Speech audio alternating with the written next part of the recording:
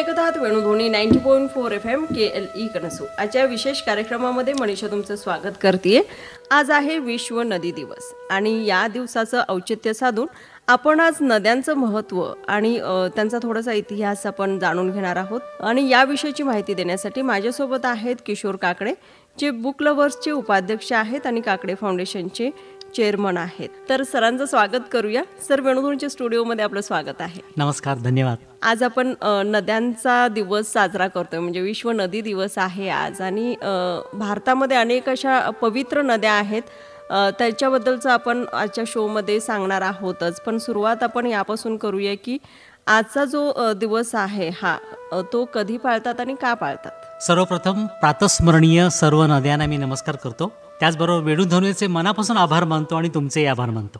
जागतिक नदी दिवस दरवर्षी सप्टेंबर महिन्याच्या 4थ्या रविवारी साजरा करतात. हा दिवस नद्यांचे महत्त्व, त्याचे संवर्धन आणि त्यांच्या संवर्धनाबद्दल जनजागृती करण्यासाठी समर्पित आहे. या दिवसाची सुरुवात कॅनडियन पर्यावरणवादी मार्क अँजेलो यांनी केली होती आणि हा दिवस जगभरातील नद्यांच्या संवर्धनासाठी अधिक सक्रिय सहभाग वाढला पाहिजे. मार्क अँजेलोच्या प्रस्तावाला प्रतिसाद म्हणून 29 जून 2005 रोजी संयुक्त राष्ट्रांनी अधिकृतपणे दर सप्टेंबर महिन्याच्या 4थ्या रविवारला जागतिक नद्या दिन म्हणून घोषित केले. त्यावेळी संयुक्त राष्ट्रांनी जगातील जलसंपत्तीची चांगली काळजी घेण्याची गरज निर्माण करण्यासाठी जीवनासाठी पाणी दशक म्हणजे डिकेड फॉर वॉटर हेही त्यांनी सुरू केलं. मग या दिवसाचं महत्त्व काय आहे सर? जसं आपण मगाशी म्हणालो नद्यांच्या महत्त्वाच्या बाबतीत, नद्या आपल्या ग्रहाच्या म्हणजे पृथ्वीच्या धमन्या आहेत. त्या खऱ्या अर्थाने जीवन रेषा आहेत. आपल्या जलसंपत्तीची चांगली काळजी घेण्याची गरज याबद्दल जागरूकता वाढवण्यासाठी हा दिवस आयोजित केला जातो. आता बघा, आपण जागतिक जलदिन पण साजरा करतो. होय ना. तो 22 मार्चला साजरा करतो. 22 मार्चला जागतिक जलदिन का? तर पाणी कसं शुद्ध ठेवायचं, पाण्याचा उपयोग कसा कमीत कमी करायचा, ज्याला इंग्लिशमध्ये वॉटर हार्वेस्टिंग पण म्हणतात, जागरूकतेने पाण्याचा उपयोग करायचा, त्याला आपण जागतिक जलदिन म्हणतो. त्या जागतिक जलदिनाच्या बाबतीत काय उपयोग तुमच्या पैशांचा आणि सोन्याच्या नाण्यांचा जर तुमच्याकडे एक थेंबही नसेल पाण्याचा, असा तो मेसेज त्या दिवशीचा होता. आणि आजच्या दिवसाचा मेसेज आहे, रोखू नद्यांचे प्रदूषण आणि करू नद्यांचे संवर्धन. कारण आपल्याला जे पाणी मिळते ते नद्यांच्याकडून मिळते आणि नद्या जर आपण नीट राखल्या नाहीत तर मग आपल्याला पाणी कुठून मिळणार. हा उद्देश या जागतिक नदी दिवसाच्या विचाराच्या पाठीमागे आहे. मग आपण भारतीय सर याबाबत कसा विचार करतो नद्यांना घेऊन? फार चांगला प्रश्न आहे. खरं तर तुम्हाला मनोज कुमारच्या त्या चित्रपटातलं गाणं माहिती आहे, भारत का रहने वाला हूँ, भारत की बात सुनाता हूँ. त्याच्यामध्ये एक फार सुंदर वाक्य येते किंवा ओळ येते, इतनी ममता नदियों को भी जहां माता कह के बुलाते हैं. ज्या देशात आपण नद्यांना माता म्हणतो त्या देशात भारतीयांचे विचार पाण्याबद्दल, जलस्रोताबद्दल, समुद्राबद्दल, नद्याबद्दल, विहिरीबद्दल काय असतील हे वेगळं सांगण्याची गरज नाही. खरं तर पाणी हे जीवन आहे आणि आपल्या नद्या लाईफलाईन्स आहेत, जीवनधारा आहेत. नदीच्या काठी, जलाशयांच्या जवळ, तळ्याजवळ, समुद्रकिनारी साधारणपणे आपण जीवन सुरू करतो. म्हणूनच सिंधू नदी की सभ्यता असं आपल्या भारताबद्दल म्हटलं जाते. आणखीन एक सुंदर घोषणा आपल्या भारताबाबतीत दिली जाते, हाथों में तिरंगा और होठों पे गंगा. ही आपल्या भारतीयांची ओळख आहे. म्हणजे गंगा ही सर्वत्र आहे. गंगा, जमुना, सरस्वती हा एक मंत्र असल्यासारखा आहे. गंगे च यमुने चैव गोदावरी सरस्वती नर्मदे सिंधू कावेरी जलस्मिन सन्निधी कुरु. हा मंत्र आपण रोज अंघोळ करताना आमच्या आजी आजोबा सगळे लहानपणी म्हणायचे. जरी आपण कॉर्पोरेशनचं क्लोरीन मिक्सित जरी पाणी वापरत असलो तरी आपली भावना अशी आहे की या पाण्यामध्ये या सर्व सप्त नद्या येऊ देत, त्यांचा आशीर्वाद आपल्याला असू देत. आणि म्हणून आपण हेही बघतो, महाराजांच्या राज्याभिषेकाच्या वेळेला सर्व नद्यांच्या पाण्याने त्यांना जलाभिषेक करण्यात आला आणि मग त्यांचा राज्याभिषेक करण्यात आला. असं नद्यांचं, पाण्याचं महत्त्व आपल्या भारतीयांच्या दृष्टीने आहे. बरोबर ना. मग एवढं महत्त्व म्हणजे पूर्वीपासून आहे, पण आता परिस्थिती थोडीशी बदलताना आपल्याला दिसतीये. तर सध्या म्हणजे याकडे आपण कसं बघतो एक सामान्य नागरिक म्हणून? उपभोक्ता वाद वाढलेला आहे, ज्याला इंग्रजीमध्ये यूज अँड थ्रो म्हणतात. हम्म, ही अक्षरशः चुकीची कल्पना आहे. बरोबर ना. आपण यूज अँड थ्रोवाले नाही आहोत. आपण रिसायकल, रियूज या मतातले आहोत. म्हणून मी लहान असताना जरी घरातला मोठा होतो तरी माझे कपडे माझे उरलेले छोटे भाऊ घालायचे. आता ते तुम्ही करू शकत नाही, कारण घरात एवढे छोटे भाऊ नसतातच. बरोबर. महत्वाचं आहे.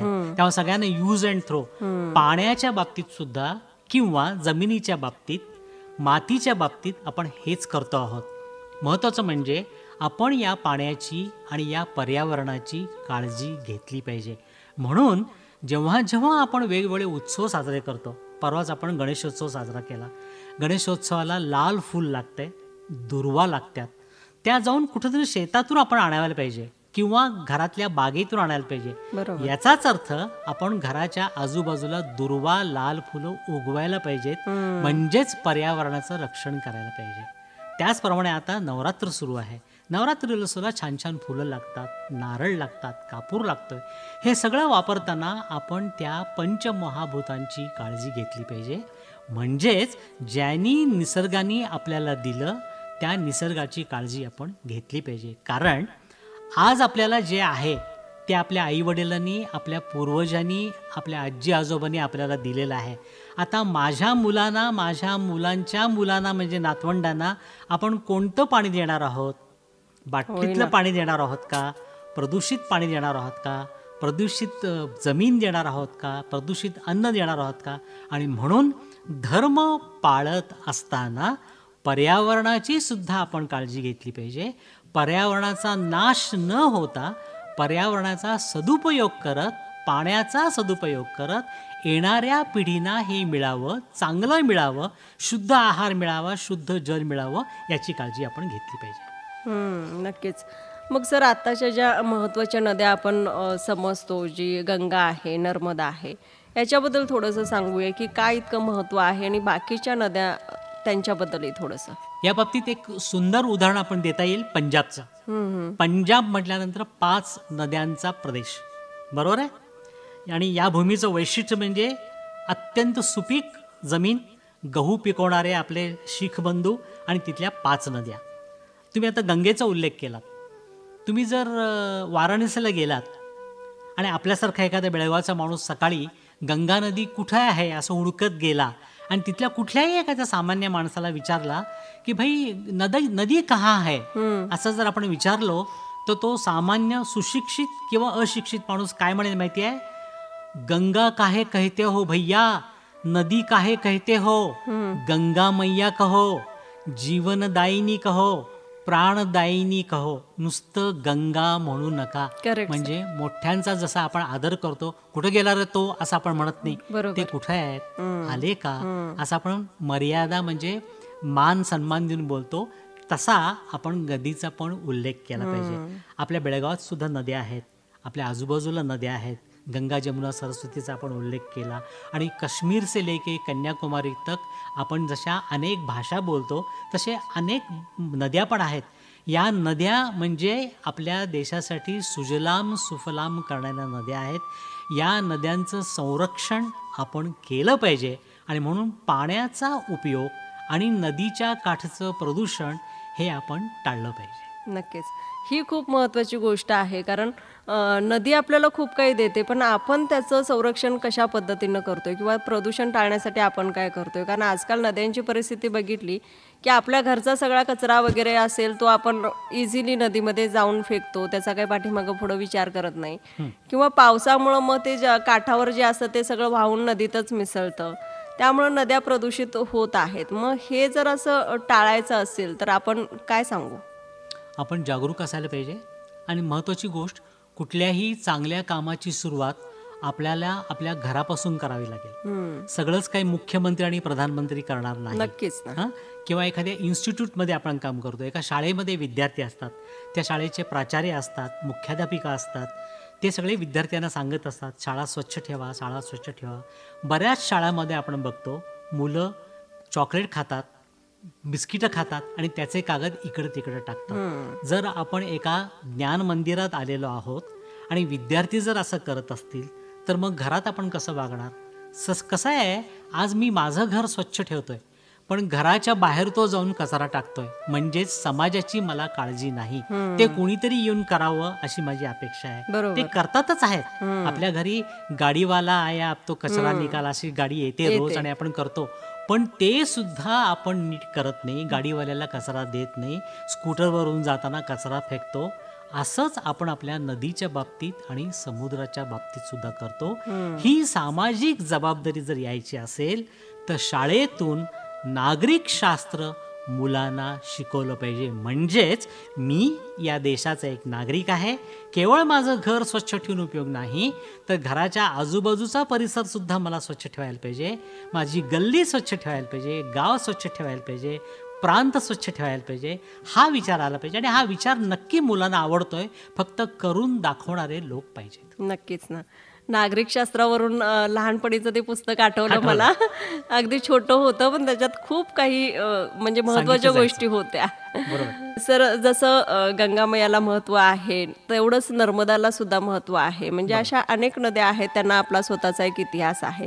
तर अशा प्रमुख नद्यांबद्दल थोडीशी माहिती. नर्मदेच्या बाबतीत तर तुम्हाला सगळ्यांनाच माहिती आहे, नर्मदा परिक्रमा केली जाते. हो. आणि ही नर्मदा परिक्रमा अत्यंत कठीण परिक्रमा अशी समजली जाते. जसं आपण अय्यप्पाचं व्रत घेऊन जातो, पंढरपूरला वारकरी म्हणून जातो, जय माता दी म्हणून जातो, वैष्णोदेवीची यात्रा करतो, त्याचप्रमाणे लोक नर्मदेची परिक्रमा करतात.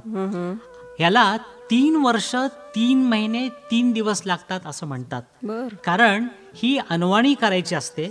जाताना कमीत कमी कपडे तुम्हाला घेऊन जायचे असतात, खिशात तुम्हाला पैसेही घेऊन जायचे नसतात आणि अक्षरशः खडतर प्रवास असतोय. आणि यामध्ये नर्मदा परिक्रमाचा एक व्हॉट्सॲप ग्रुप आहे.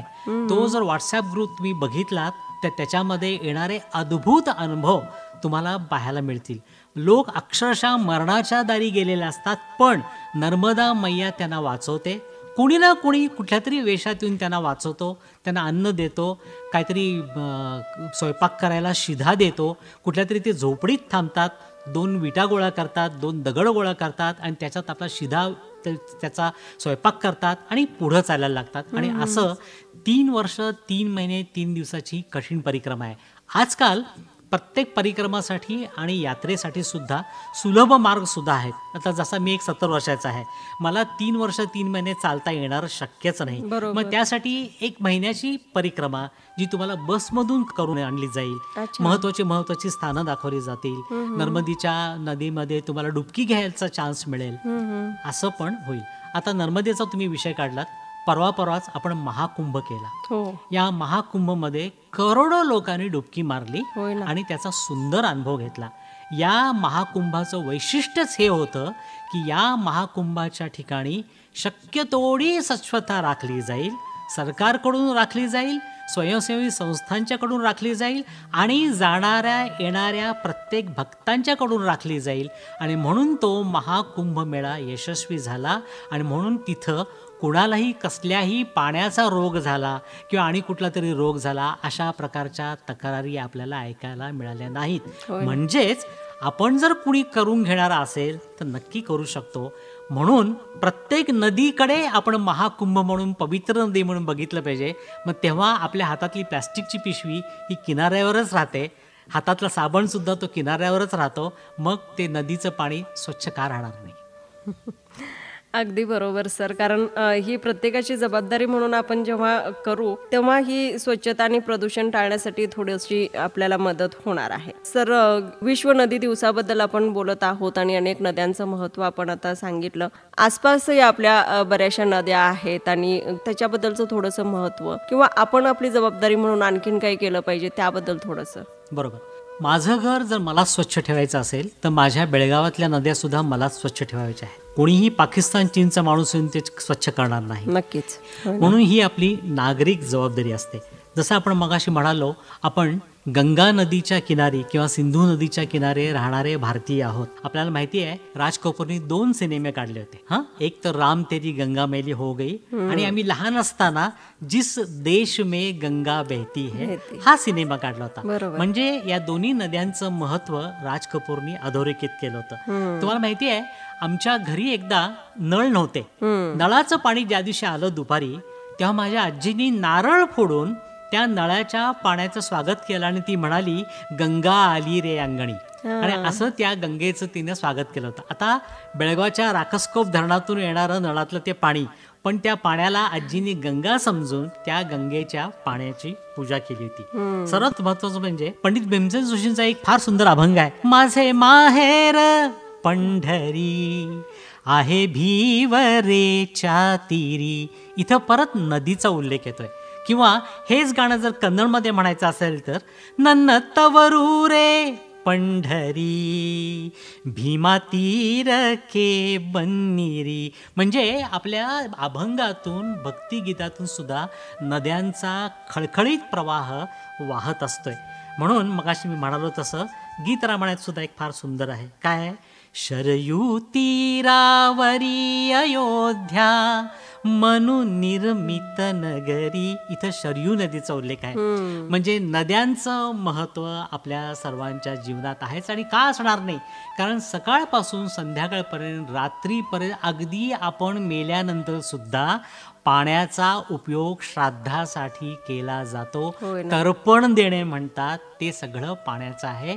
पाणी शुद्ध असलंच पाहिजे आणि म्हणून जागतिक नदी दिनाचं महत्त्व एवढ्यासाठी आहे की नदी कुठल्याही देशातली असू देत, जगाच्या कुठल्याही पाठीवरची असू देत, त्या नदीचं महत्त्व आपण जाणलं पाहिजे. आणि ही गोष्ट आपणच करू शकतो. मी आज एक पडलेला कागद उचलत असेन तर तो एक स्वच्छतेचा भाग झाला. अशी सगळी जनता करायला लागली तर मग नद्या का स्वच्छ राहणार नाहीत. आणि म्हणून आपली ही मार्कंडेय नदी, कृष्णा नदी, ह्या सगळ्या नद्या आपण सांभाळल्या पाहिजेत.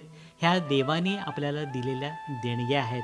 आपण हे पुन्हा निर्माण करू शकत नाही. लॅबोरेटरीमध्ये H2O होऊ शकतोय, पण आपण गंगा नदी निर्माण करू शकणार नाही. ती गंगा नदी आपण राखली पाहिजे. नक्कीच.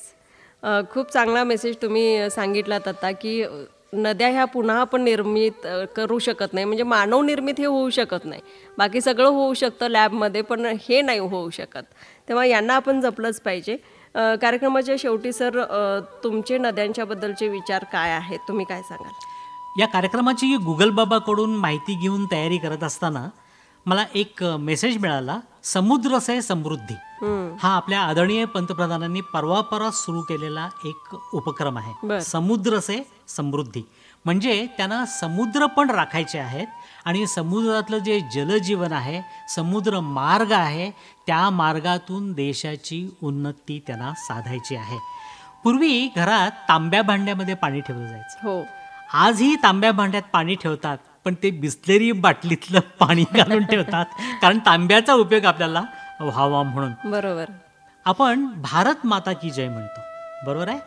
आणि भारत माता की जय म्हणत असताना म्हणजे कुणाचा जय करतो आपण?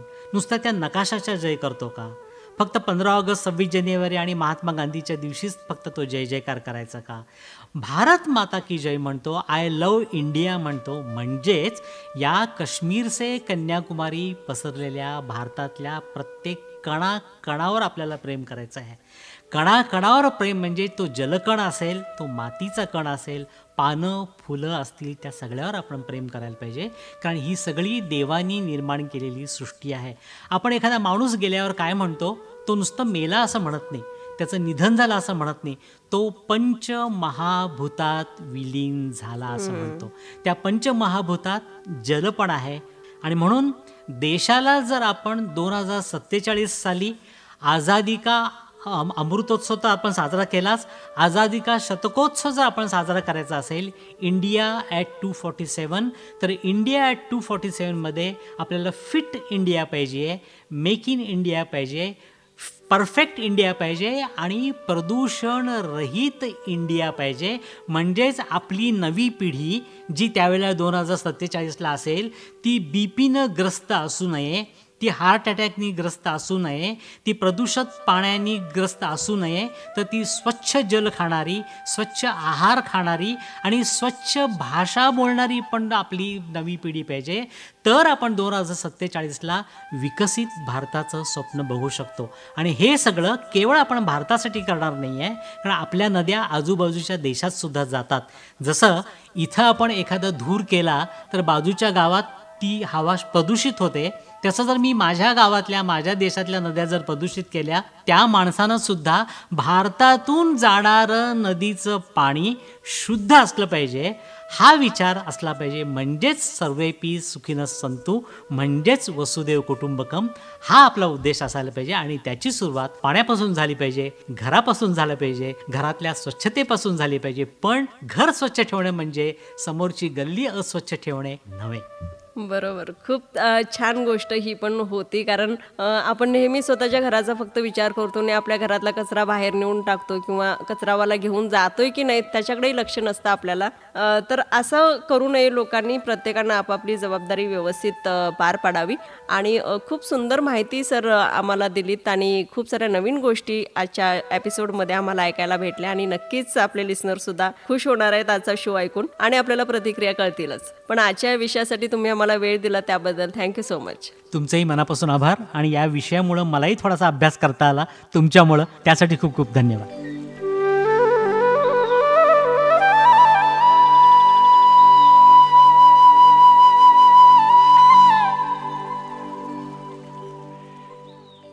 हा होता आजचा विशेष कार्यक्रम जो आपण केली वेणुध्वनी 90.4 FM वरती ऐकत होतो. विश्व नदी दिवस आहे आजचा आणि त्या अनुषंगानं आजचा हा विषय होता. किशोर काकडे सर आपल्यासोबत होते, जे बुक लवर्सचे उपाध्यक्ष आहेत आणि काकडे फाउंडेशनचे चेअरमन आहेत. त्यांना आपण ऐकलं. कसा होता आजचा कार्यक्रम जरूर कळवा. नंबर आहे 9019904904.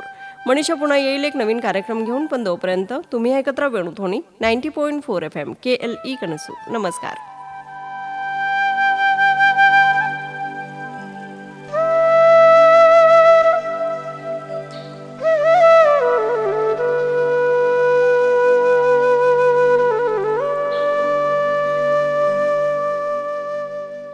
ಧ್ವನಿ ಧ್ವನಿ ಇದು ನಮ್ಮ ಧ್ವನಿ, ಕೇಳಿ ಕನಸು ನನಸದ ವೇಣು ಧ್ವನಿ, ವೇಣು ಧ್ವನಿ.